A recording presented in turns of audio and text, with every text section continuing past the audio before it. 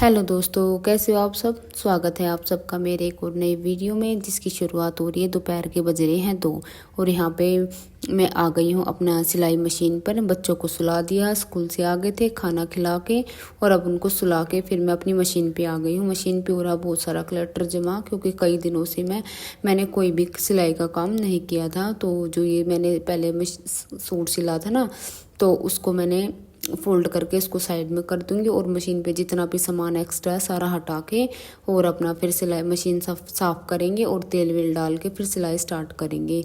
तो और आज हम बात करेंगे, हमें सिलाई करने में आलस क्यों आता है, कैसे बचे हम आलस से, स्पीड कैसे बढ़ाएं। और एक कमेंट आया था कि काम तो मिलता है पर समय नहीं मिलता, तो क्या करें। देखिए, सबसे पहले हम बात करेंगे आलस की, क्योंकि मैं इन दिनों में खुद आलस में चल रही थी। मेरी बहन की सगाई थी तो मैं अपने घर चली गई थी। उससे पहले मैं अपना सिलाई का जितना भी मेरे पास काम था मैं सारा काम करके गई थी। एक दो सूट बचे थे, वो मैंने आने के बाद कंप्लीट कर दिए थे। फिर मैंने 1-2 दिन का रेस्ट ले लिया था। मैंने कोई भी अलमारी में से या जो मेरे पास बाहर के कपड़े पड़े थे मैंने कुछ नहीं उठाया। मैं 1-2 दिन आराम करूँगी, उसके बाद मैं फिर सिलाई स्टार्ट करूँगी। और वो 1-2 दिन है ना, कब हफ्ता 10 दिन हो गए पता भी नहीं लगा, और मेरी मशीन का बुरा हाल है। आलस आने की एक वजह ये भी है, जब हमारा काम रिदम में चल रहा है, रूटीन में चल रहा है, डेली हम कर रहे हैं उस काम को, और बीच में हमें वो काम छोड़ना पड़ जाए और दोबारा हमें उसको स्टार्ट करने में ना, मुझे तो लग जाते 1-2 दिन। ये तो सबके साथ ही होता होगा। आलस फिर वही कि अगर काम एक बार छूट जाए ना, तो फिर दोबारा उसको करने में ना थोड़ा सा हमें टाइम लग जाता है। बस वही वाली चीज़ एक आलस की ये भी होती है। दूसरी आलस की, जैसे कि हमारे पास कपड़े हैं बहुत सारे, हम जैसे रूटीन में हमारे कपड़े सिले जा रहे हैं, हम डेली सिल रहे हैं, तो हमारा काम चलता रहेगा आराम से, कोई हमें आलस नहीं आएगा। जब हमारे पास कपड़े या तो जल्दी के नहीं होते, जैसे कि अर्जेंट के कपड़े आ गए और वो हम सिल के दे देते हैं फटाफट, तो उससे भी हमारा आलस दूर हो जाता है। और जैसे कि हमारे पास कपड़े आ गए, कोई दे के चला गया सूट और बोल रहा है कि कोई बात नहीं, आप मुझे दे देना हफ्ते में, 10 दिन में, 15 दिन में दे देना। तो फिर वो सूट है ना 10-15 दिन का, पता नहीं 20-25 दिन कब हो जाते हैं उसके, फिर वो आलस में आ जाता है सूट कि भाई कोई बात नहीं, सिल देंगे, वो वाली चीज़ हो जाती है। और अगर अर्जेंट के कपड़े हैं तो फिर हम 1 सेकंड का भी आलस नहीं करेंगे, हम फटाफट अपनी कैंची और नीचे टेप उठाएंगे, उसको काट देंगे, उसको सिल देंगे, फटाफट सिला के प्रेस व्रेस करके उसको एक तरफ कर देंगे। तो आलस का दूसरा कारण ये भी हो सकता है कि भाई अगर अर्जेंट के कपड़े ना लेते हो, हम धीरे धीरे कपड़े सिलते चले जाएं। तो कोशिश किया करें कि अर्जेंट के कपड़े लें, और कोई सूट अगर हमने ऐसा ले भी लिया कि उनको ये कि कोई नहीं आराम से दे देना, तो आप उसको ये ना सोचो कि हमें इसको आराम से देना, कि नहीं ये हमें जल्दी ही देना है, तो ये सोच के उसको भी सिल दो। दूसरी बात है स्पीड कैसे बढ़ाएं। स्पीड कैसे बढ़ाएं, ये तो वही बात है कि देखो, धीरे धीरे ही स्पीड बढ़ती है, सफाई भी धीरे धीरे ही आती है। किसी के पास कोई जादू की छड़ी नहीं होती कि भी घुमाई और एक सूट पूरा सिल गया। धीरे धीरे सिलिए, सफाई से सिलिए, धीरे धीरे अपने आप स्पीड बढ़ती चली जाएगी। प्रैक्टिस से ही सारे काम होंगे। एकदम किसी से कोई भी 2 सूट सिल के नहीं बैठता, सबके पास ये कि हाँ, अगर ये है कि आप लगातार सूट सिल रहे हो और बीच बीच में उठ नहीं रहे हो, ये कि कभी कोई बोल रहा है, कभी कोई बुला रहा है, कभी चाय दे दो, कभी पानी दे दो, कभी कोई आ रहा है, अगर वो चीज़ें नहीं है और आप एक बार एक सूट लेके बैठ गए, तो उसको आप 1 घंटे में, 1.5 घंटे में, 2 घंटे में आराम से कर दोगे, कोई दिक्कत नहीं है। और इतना टाइम तो लग ही जाता है, चाहे किसी की नॉर्मल स्पीड हो या किसी की थोड़ी तेज़ हो, तो 2 घंटे के आसपास एक सूट में लग ही जाता है। तो अपना इतना स्पीड बढ़ाने की कोई वो नहीं, अपना धीरे धीरे काम करिए, तो उससे आपका काम भी अच्छा होता रहेगा, सफाई आती रहेगी। और जल्दी के चक्कर में ना सूट तो सिल जाएगा। देखो, मशीन फटाफट चलाएंगे हम, जल्दी तिरछी सीधी ऐसी सिलाई हम लगा देंगे, कोई दिक्कत नहीं है। पर लेकिन फिर वही ना कि उसका फ़ायदा क्या, सफाई नहीं आएगी सूट में, जल्दी के चक्कर में सफाई नहीं आएगी, तो फिर कस्टमर वही कहेगा भैया ये कैसा सिल दिया, इसमें सफाई बिल्कुल भी नहीं है। वो कहीं पहन के जाएगा तो वो उसका अच्छा नहीं लगेगा, अच्छा नहीं लगा तो वो फिर पूछेगा कि भैया ये सूट आपने कहाँ से सिलवाया, कि वहाँ से सिलवाया, तो उससे हमारे ही मार्केट वैल्यू कम होती है। तो अपना ज़्यादा स्पीड के चक्कर में ना जाएं, अपना धीरे धीरे अपना सिलते रहें। और एक टाइम ऐसा आएगा कि आपके हाथ में सफाई भी होगी और स्पीड भी होगी। दोनों चीज़ें धीरे धीरे प्रैक्टिस से ही आती हैं और एक दिन आ जाएंगी। बस अपना काम आराम से, सफाई से और ईमानदारी से करते रहें।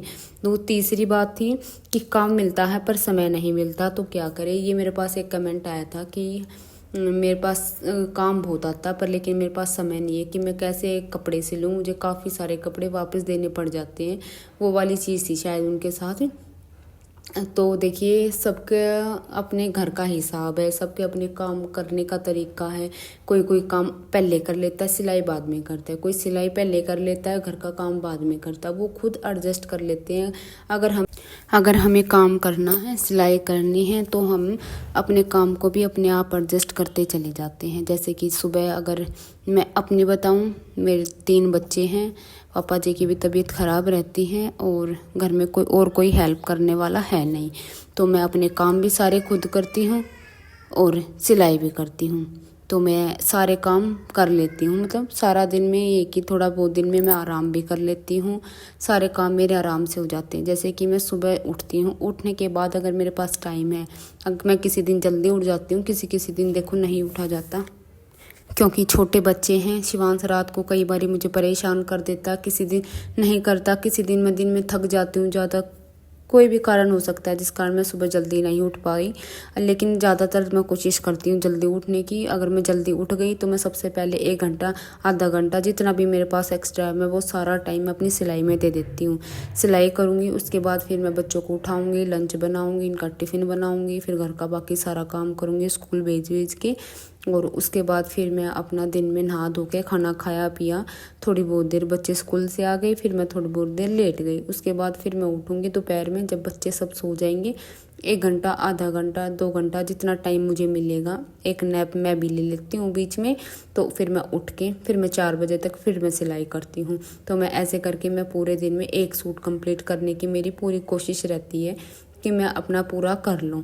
तो उसके बाद फिर 4 बजे ट्यूशन वाली आ जाती है, फिर मुझे 1 घंटा, आधा घंटा, 1 घंटा, 2 घंटे मुझे मिल जाते हैं। मैं उसमें आराम कर लेती हूँ, चाय पी लेते हैं, 1-2 बर्तन इधर उधर का थोड़ा बहुत काम मैं उसमें कर लेती हूँ। उसके बाद जब ट्यूशन वाली चली जाती है तो उसके बाद फिर मैं थोड़ा सा सिलाई का काम कर लेती हूँ, क्योंकि जिस कमरे में बच्चे ट्यूशन पढ़ते हैं, मेरा सिलाई वाला सामान, मेरी मशीन, सब कुछ उसी कमरे में है। तो इसीलिए फिर जब वो ट्यूशन वाली चली जाती है, वो जाती है 6 बजे, 6 बजे के बाद ही जाती है। तो फिर मेरे पास रह जाता है थोड़ा सा टाइम।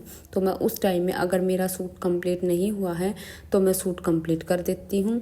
अगर सूट कंप्लीट हो गया है तो मैं फिर कुछ काट देती हूँ, जैसे मैंने सूट काट दिया या सलवार काट दी, कुछ भी मैंने काट दिया है, वो काट के मैं मशीन पे रख देती हूँ। उसके बाद फिर मैं, अगर मेरे पास फिर भी अगर टाइम बच जाता है तो जो मैंने काटा है उसी में मैं थोड़ा बहुत टाका लगा देती हूँ।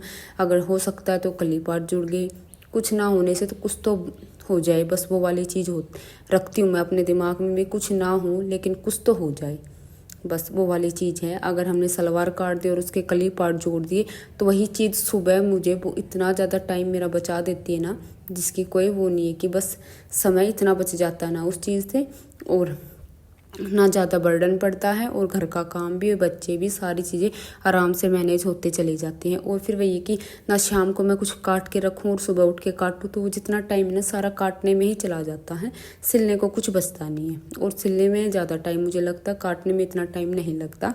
तो फिर ये कि बस अपना, फिर उसके बाद में जब ट्यूशन वाली चली जाती है थोड़ा बहुत कर लेती हूँ, फिर मैं अपना रात के खाने की तैयारी में लग जाती हूँ। बच्चों का काम है, ट्यूशन का है, ये